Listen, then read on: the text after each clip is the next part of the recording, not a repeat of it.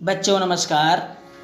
बच्चों आज हम कक्षा 9वीं में गणित में त्रिकोणमिति अनुपात एवं सर्वसमीकरण पढ़ेंगे। Trigonometrical ratios and identities. बच्चों कक्षा 9वीं गणित त्रिकोणमिति अनुपात एवं सर्वसमीकरण।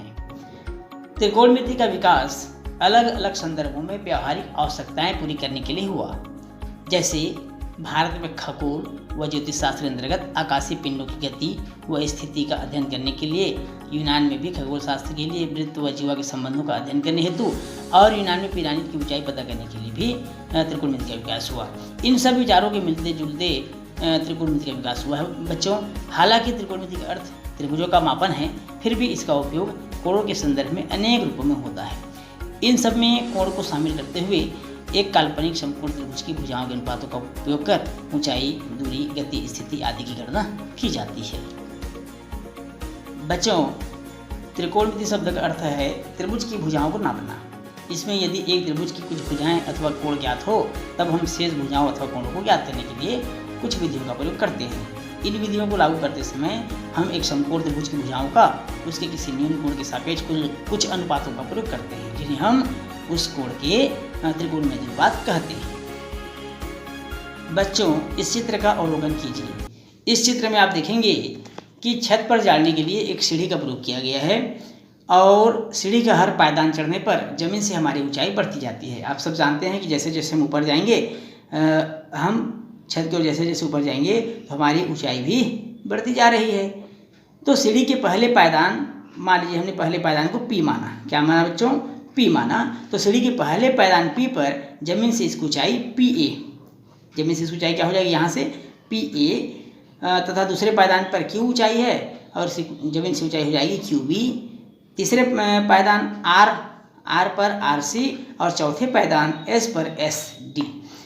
तो हर पायदान पर हम न सिर्फ ऊपर चढ़ते हैं बल्कि दीवार की तरफ भी हम आगे बढ़ रहे हैं, दीवार की तरफ भी हम आगे बढ़ते हैं। अर्थात यहाँ हम कह सकते हैं बच्चों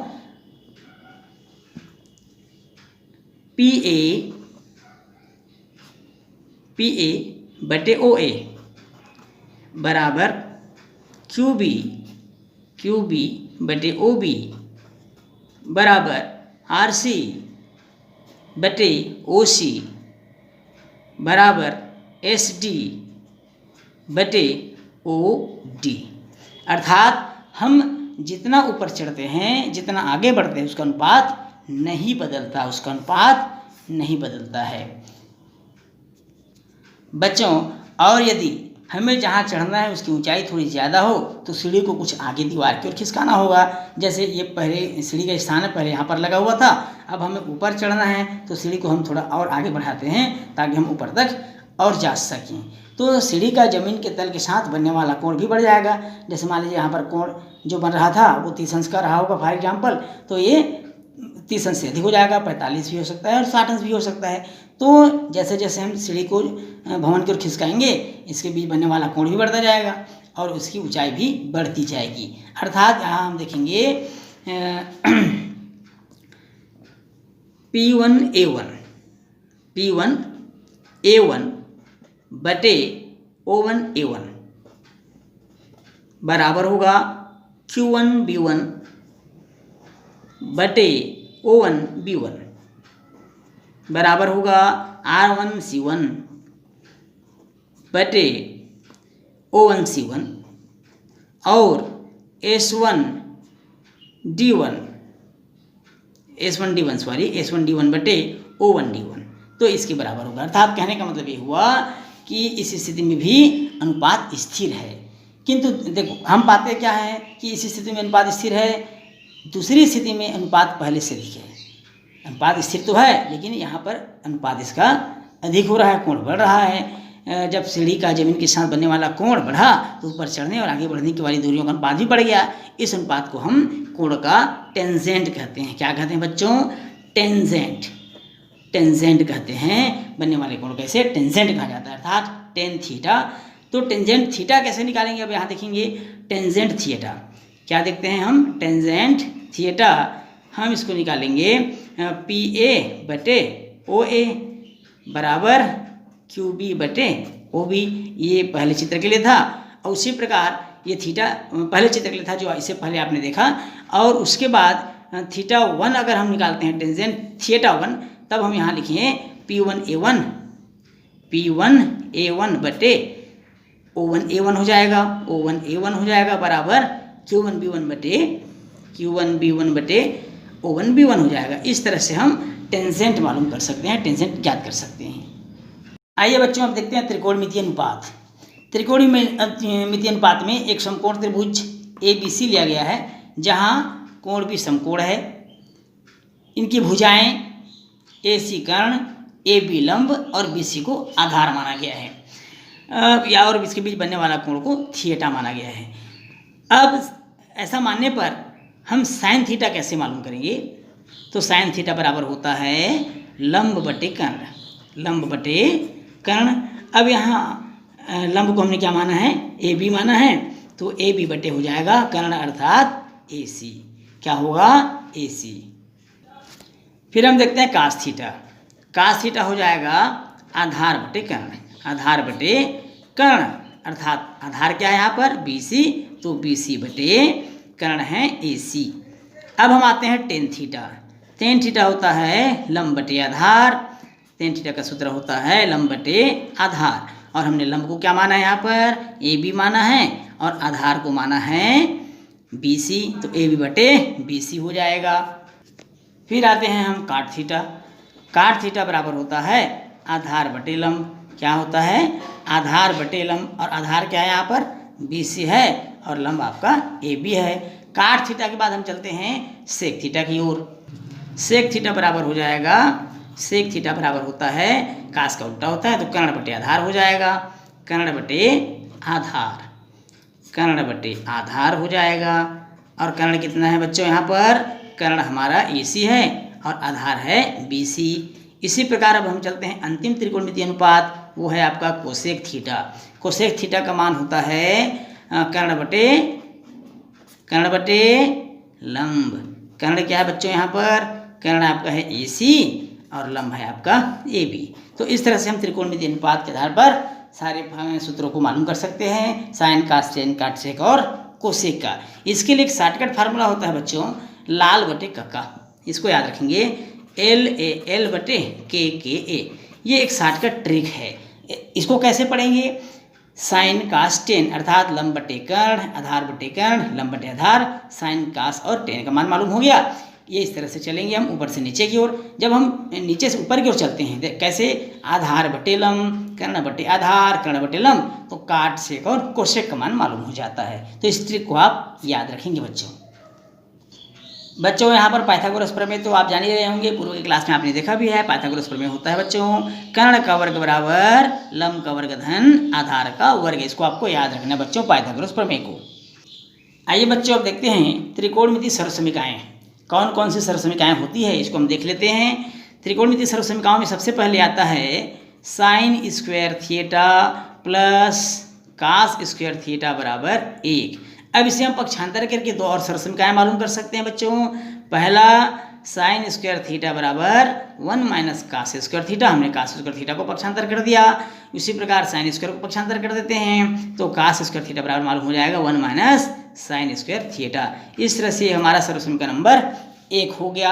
अब आते हैं दूसरा सर्वसमीका। दूसरा सर्वसमीका होता है बच्चों 1 प्लस काट स्क्वायर थीटा बराबर कोसेक स्क्वायर थीटा। ये दूसरा सर्वसमीका होता है। यहाँ भी हम पक्षांतर करके अन्य दो सर्वसमीकाओं को मालूम कर सकते हैं।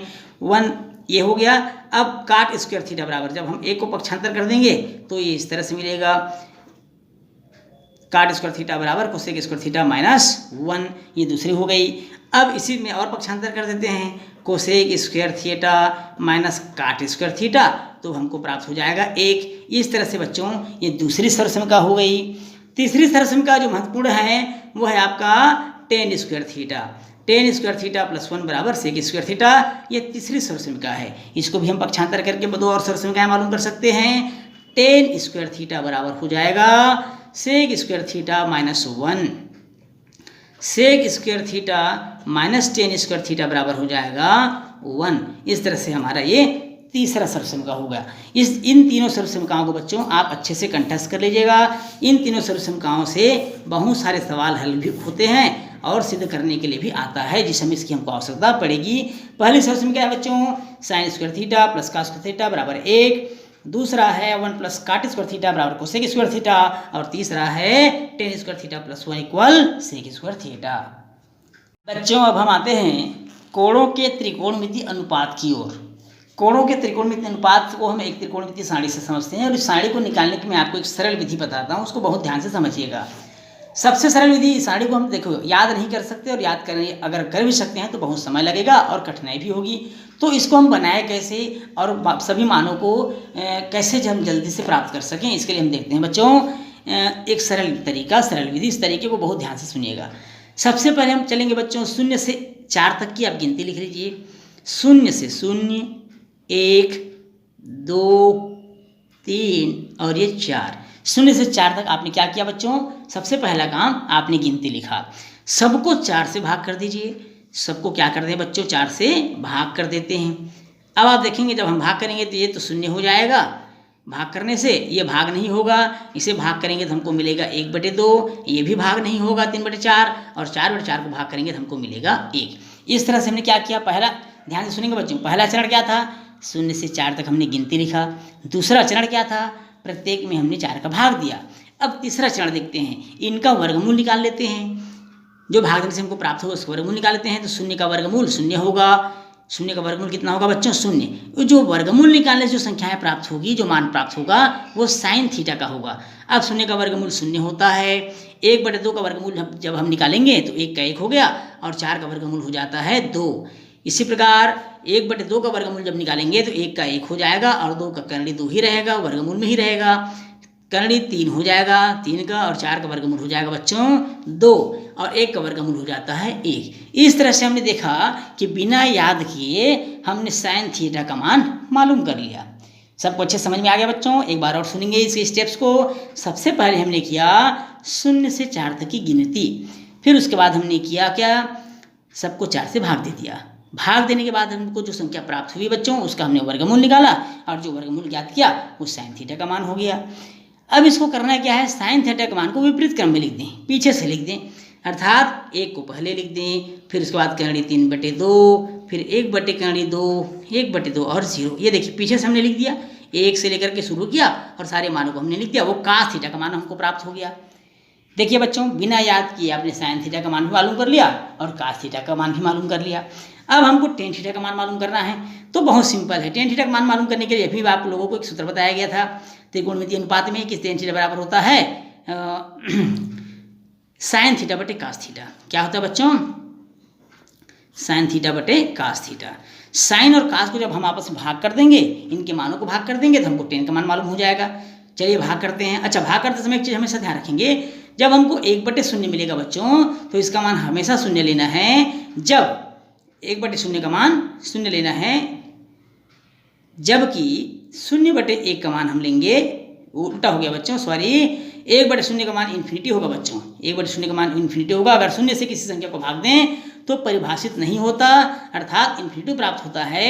जबकि 0 से 1 को भाग दें, 0 को 1 से भाग दें तो हमको 0 प्राप्त होता है। ये दो चीज़ों को आपको अच्छे से कंठस्थ याद रखना है। एक बार और बच्चों, 1/0 अगर आए तो उसका मान परिभाषित नहीं होता, इन्फिनिटी होता है। जबकि 0/1 आए तो उसका मान होता है 0। अब यही जब चीज़ों को देखते हुए चलते हैं टेन थीटा। 0/1 जैसा कि हमने बताया था, तो 0/1 मतलब हो गया 0। 1/2 और 3 करणी 3/2 भाग देंगे तो करणी 3 बचेगा और 1 बचेगा, 2 कट जाएगा बच्चों। ये इस तरह से 1/2 2/करणी 3 हो जाएगा। आप करणी 3 काट लिए, बचा क्या, 1/करणी 3। क्या बचा बच्चों, 1/करणी 3। ये दोनों मान समान हैं, इसलिए काटने से पूरा कट जाएगा और 1 बचेगा। यहाँ पर देखेंगे हर धर समान है, 2 करणी 3/1 बचा, अर्थात करणी 3। अब आते हैं बच्चों आखिरी 90 अंश के मान में 1/0, और जब 1/0 आ गया उसका मान कितना होगा, इन्फिनिटी, जैसा कि आपको बताया गया है। अब टेन थीटा के बाद हमको मालूम करना है काट थीटा। क्या मालूम करना है बच्चों, काट थीटा। टेन थीटा का जो मान आपने मालूम किया है उसको विपरीत क्रम में लिख दें, जैसे हमने साइन का लिखा था विपरीत क्रम में, वैसे ही, अर्थात पीछे से लिख दें। तो इन्फिनिटिव करणी 3, 1/करणी 3 और 0। अभी हमको काट थीटा का मान भी प्राप्त हो गया।